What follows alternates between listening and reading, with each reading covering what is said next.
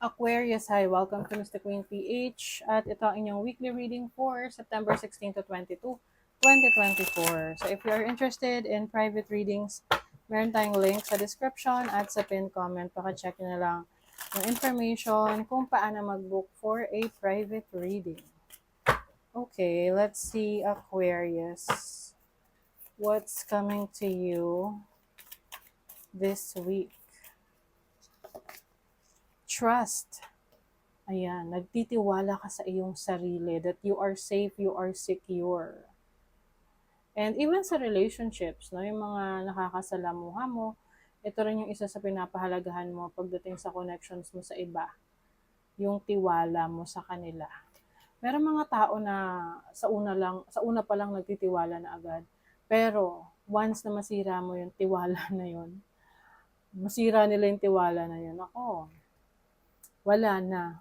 Isang beses lang nagtitiwala, wala na. But for you, I think this is about trusting yourself, trusting your gut, trusting your instinct, dun sa mga gusto mong gawin. Mm-mm. And there's also a friend na nandyan para sa'yo, someone who is very supportive sa iyong mga plano sa buhay. Kumbaga, kapag ikaw ay nalulungkot, siya yung parang nag-hype up sa'yo. Nag-hype up na yun. Hype na up pa. Yung kumbaga, hinahype ka ng person na to. Na, "Uy, ano, Aquarius, kayang-kaya mo yan. Ang galing-galing mo. Believe ako sa'yo." Mm-mm. Healing. Okay. So, you are also healing. Pwedeng physical healing ito or healing from your past, healing from a broken heart, or healing from a trauma, a traumatic experience. So, mas nagiging matatag ka ngayon kasi open ka for healing eh. Yung iba kasi, hindi sila open for healing. Gusto lang nila na lalo pang sirain yung sarili nila, yung connection sila sa ibang tao. But for you, I feel like you are focusing on your peace of mind. And ang mga taong natitira lang sa buhay mo ay mga taong nakakaintindi sa'yo at napagkakatiwalaan mo. Your overall energy is the Two of Pentacles. You are going to be busy this week. Maaring iba sa inyo, meron kayong multiple streams of income.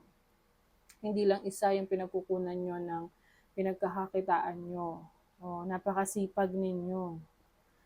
Pinagsasabay-sabay nyo. Yung iba, pwedeng kayo ay may opportunity abroad, tapos nagtatrabaho kayo sa abroad, and at the same time, meron pa kayong side hustle, side gig, sideline, puro side. Okay, your challenge is the Five of Swords. Ang challenge sa inyo is your competition, no? Sabi nga, mas maganda raw na, okay yung competition as long as it's healthy, nakakabuti sa'yo, mas na-challenge mo yung sarili mo, mas na-improve mo yung sarili mo. But the moment kasi na parang you always tend to compare yourself sa ibang tao, and ginagawa mo lang yung pag-improve mo sa sarili mo dahil lang sa gusto mong mahigitan yung iba. Para kasi siyang unhealthy dahil wala na siyang katapusan. So, pwedeng mag-cause to ng stress sa'yo na ikaw mismo, masaktan mo na yung sarili mo. When I say masaktan yung sarili mo, ikaw rin yung mag-suffer dun sa pressure na binibigay mo sa sarili mo.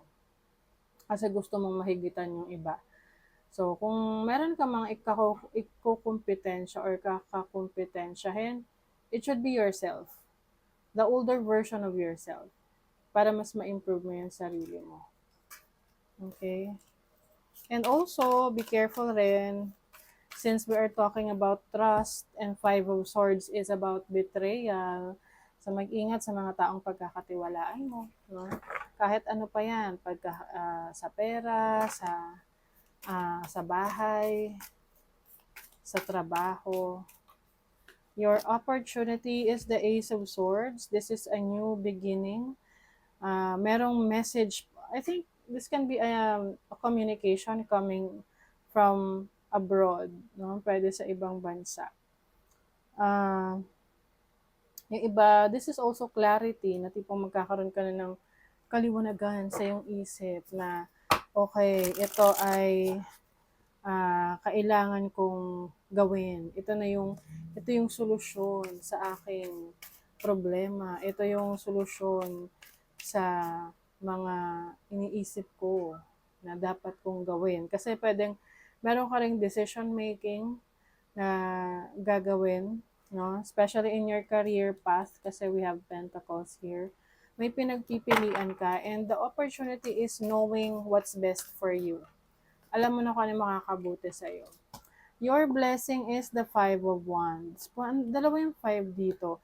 Yung iba sa inyo, Aquarius, merong change. May energy shift sa inyo ngayong week na to na pwedeng maging uncomfortable sa inyo sa una, pero eventually, this will lead you to something better. Okay?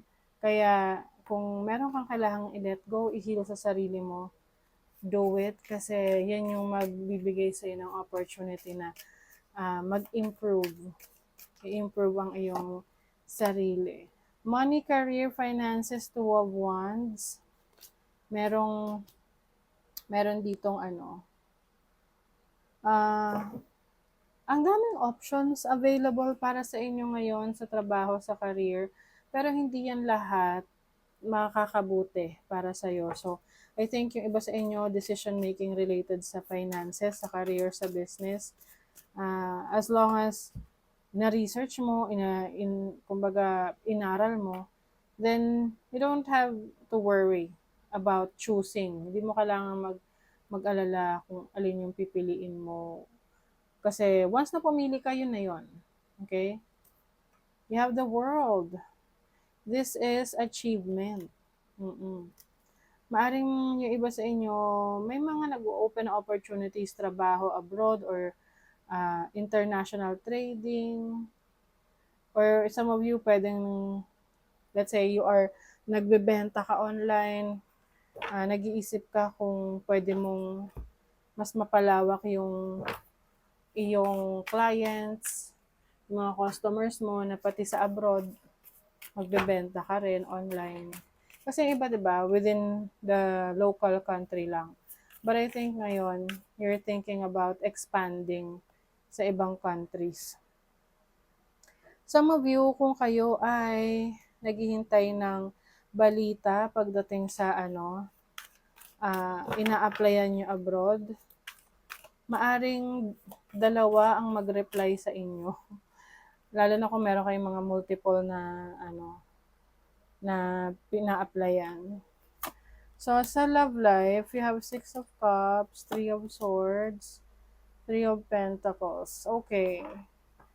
Yung iba sa inyo, pagdating sa relationship, pwedeng meron kayong i-heal na relationship from the past.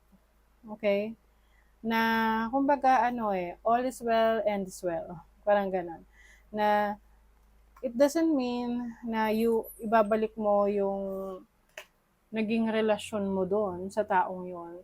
But for you, you just want to close that chapter in your life na, ayun na, nagpatawad ka, ni-let go mo na. Kasi gusto mo na rin makamove on. Gusto mo na rin na mag-start ng bagong buhay. And I think ngayon, yan yung mag-o-open ng iba pang opportunity for you to explore yung connections mo sa ibang tao. Okay? Yes, you are reclaiming your power. Oo. Meron ka na ngayong control over yourself. Some of you, maaring makaramdam kayo ng pagkapagod ngayong week na to. Lalo na't marami kang pinagsasabay-sabay na gawin ngayon. So, pay attention to your health, no? Ground yourself. Kasi itong person of earth, someone is very practical, someone na nagpo-focus talaga sa finances, sa career. So, hinay-hinay. Yung tama lang, yung kaya lang ng katawan mo. Okay, let's see. Oh, diba? Homeward. Take yourself out on a date. Ito yung me time. Me time. Time mo para sa sarili mo na hindi mo kailangan may kasamang ibang tao, kundi ang sarili mo. Pwede naman tong lalabas ka on your own or pwedeng sa bahay, no? Meron ka lang specific na oras na wala kang ibang gagawin, kundi mag-focus lang sa sarili. Okay? So that is your reading, Aquarius. Thank you so much. Bye.